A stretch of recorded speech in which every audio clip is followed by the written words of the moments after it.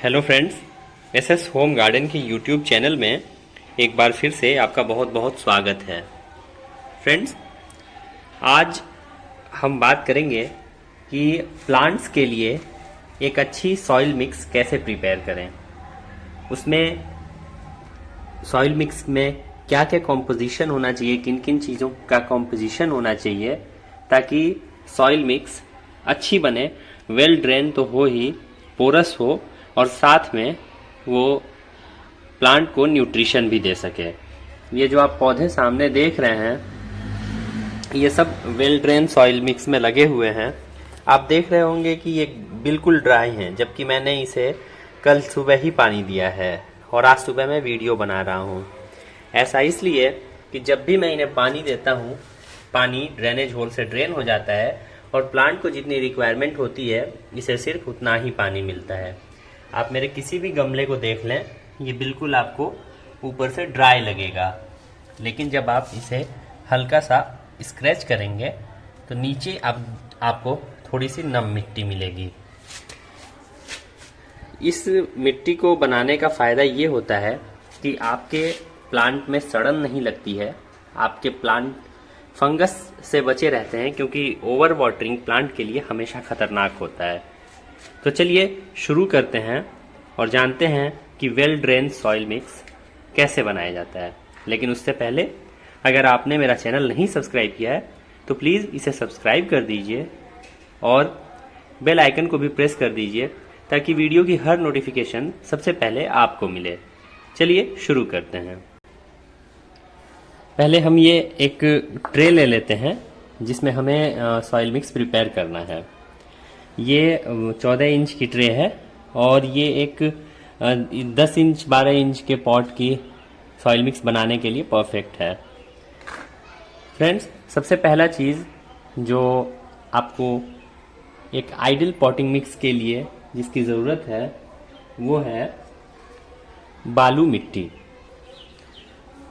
इस प्लांटर में मैंने ये जो मिट्टी ली हुई है इसे बालू मिट्टी या बलुई मिट्टी कहते हैं। ये देखने में बिल्कुल बालू के रंग का होता है और ये नदी के किनारे या जो नहर बहते हैं उसके नीचे पाया जाता है। इसको हाथ में उठा करके और आप अपना हाथ सिर्फ हल्का सा ऐसे करेंगे और आपके हाथ में लगी हुई सारी मिट्टी झड़ जाएगी।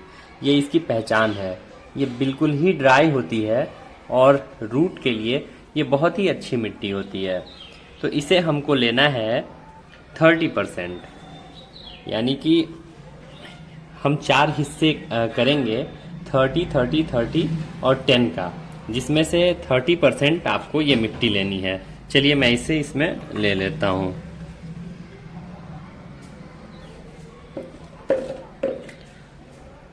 ये जो इसमें बड़े टुकड़े हैं या जहाँ मिट्टी की गांठ बन गई है इसे आपको फोड़ लेना है। ये बिल्कुल सॉफ्ट होता है और हल्का सा दबाने पर फूट जाता है। इसके बाद आपको इक्वल अमाउंट में लेना है गार्डन सॉइल। इस प्लांटर में मैंने ये गार्डन सॉइल लिया हुआ है। गार्डन सॉइल बहुत ही ज़्यादा मॉइस्चर रिटेन करती है और अगर आप सिर्फ इसी गार्डन सॉइल में आप सब अक्सर ये गलती करते हैं कि अपने प्लांट्स को लगा देते हैं और आपका प्लांट ख़राब हो जाता है।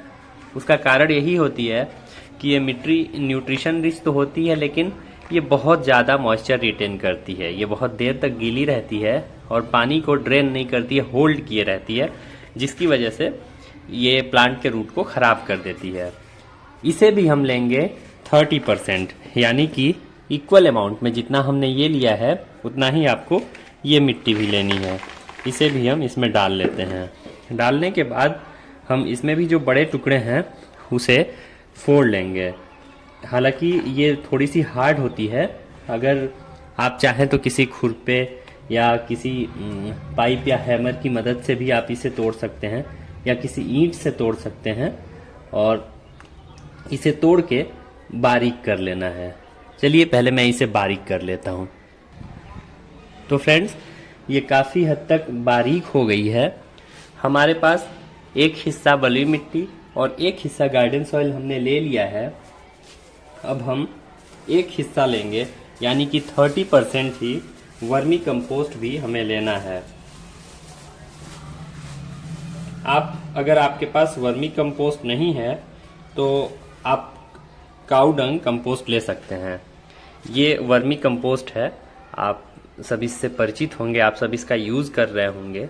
इसको यूज़ करने का 2 कारण होता है। पहला तो रीज़न ये होता है कि ये बहुत ही ज़्यादा पोरस होता है और मिट्टी नमी को तो ये थोड़े देर तक होल्ड करता है, लेकिन पानी को अपने अंदर नहीं होल्ड करता।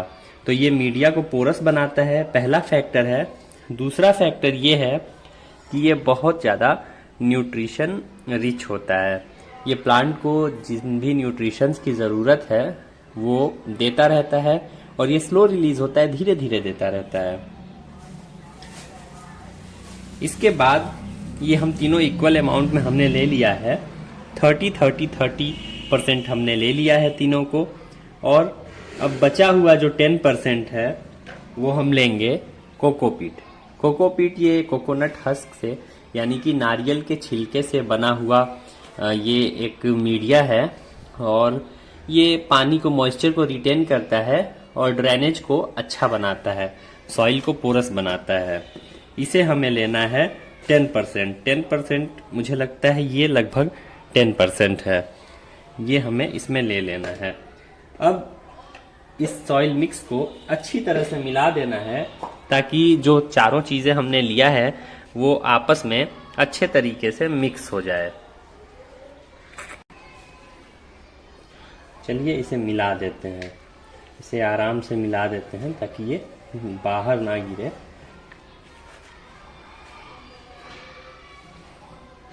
मिलाते हुए ध्यान रखें कि अगर आपके हाथ में कुछ इस तरह का बड़ा मिट्टी का ढेला आए या फिर कोई कंकड़ आए तो उसे बाहर निकाल दीजिए। तो फ्रेंड्स, इसे मैंने मिला दिया है और मैं अब आपको जूम करके दिखाता हूँ। इसका टेक्सचर आप देख रहे होंगे ये कैसा दिख रहा है।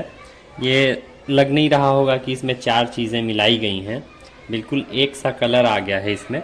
और ये देखिए मैं इस मिट्टी को दबा रहा हूँ और मुट्ठी खोल रहा हूँ, ये मिट्टी बिल्कुल भुरभुरी हो जा रही है। मैं एक बार फिर से दिखाता हूँ। देखिए ये मैंने मिट्टी को दबाया और जैसे ही मैंने मुट्ठी खोला मिट्टी भुरभुरी होकर खुद से गिरने लगी। ये होती है एक पोरस मीडिया की पहचान।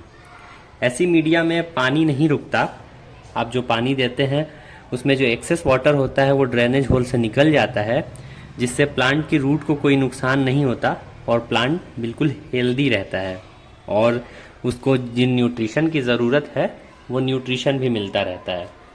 कोकोपीट अगर आपके पास नहीं अवेलेबल है तो आप राइस हस्क का भी यूज़ कर सकते हैं या फिर आप ऑनलाइन मंगा सकते हैं। कोकोपीट की एक 5 kg की ब्रिक अगर आप मंगाते हैं तो आराम से 100-150 गमलों के लिए आपके पास मीडिया तैयार करने के लिए कोकोपीट अवेलेबल हो जाएगा। एक ब्रिक से मैं लगभग 100 गमले तैयार कर लेता हूँ। तो फ्रेंड्स, ये रहा एक अच्छा सॉइल मीडिया बनाने का कॉम्पोजिशन जो मेरे हिसाब से बहुत अच्छा है। बहुत सारे लोग और भी तरीके बताते हैं लेकिन मुझे इसका बहुत अच्छा रिजल्ट मिला है। इसमें प्लांट की ग्रोथ भी बहुत अच्छी होती है और उम्मीद है आपको भी इस मीडिया से बहुत अच्छा रिजल्ट मिलेगा। तो फ्रेंड्स, अगर आपको ये वीडियो अच्छी लगी है तो प्लीज़ इसे आगे शेयर कर दीजिए और दूसरे लोगों तक भी पहुंचाइए। और मेरा चैनल अगर अब तक आपने सब्सक्राइब नहीं किया है तो प्लीज़ सब्सक्राइब कर दीजिए। Thank you friends.